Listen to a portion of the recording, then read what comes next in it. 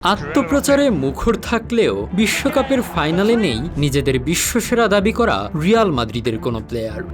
তবে রিয়ালের চিরপ্রতিদ্বন্দ্বী বার্সার মোট ৮ তারকাকে দেখা যাবে বিশ্বকাপ ফাইনালের মহারণে।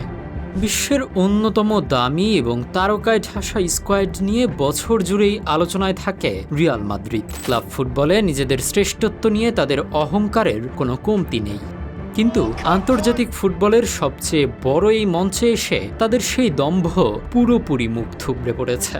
বিশ্বমঞ্চের সবচেয়ে গুরুত্বপূর্ণ ম্যাচে নিজেদের প্রমাণ করার সুযোগ পাননি তাদের বর্তমান স্কোয়াডের একজন খেলোয়াড়ও।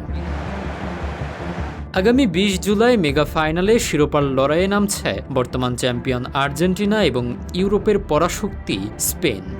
এই হাই ভোল্টেজ ম্যাচে বার্সেলোনার সুস্পষ্ট দাপট দেখা যাচ্ছে। স্পেন দলে খেলছেন লামিন ইয়ামাল, পেদ্রি ও গাভি সহ বার্সেলোনার এক ঝাঁক নিয়মিত খেলোয়াড়। অন্যদিকে স্পেনের ইতিহাসেই এবার প্রথম বিশ্বকাপ স্কোয়াডে রিয়াল মাদ্রিদের কোনো ফুটবলার সুযোগ পাননি, এমনকি আর্জেন্টিনা দলেও মাদ্রিদের কোনো খেলোয়াড় নেই। খাতা কলমে Spanish left back Marc Cucurella সদ্যই চেলসি থেকে রিয়াল মাদ্রিদে চুক্তিবদ্ধ হয়েছেন, তবে আনুষ্ঠানিকভাবে তিনি এখনও ক্লাবে যোগ দেননি কিংবা রিয়ালের জার্সি গায়ে জড়িয়ে মাঠে নামেননি। তাই দল বদলের কাগজে সই থাকলেও রিয়াল মাদ্রিদের মূল স্কোয়াডের কোনো নিয়মিত ফুটবলার এবারের বিশ্বকাপের ফাইনালে থাকছেন না।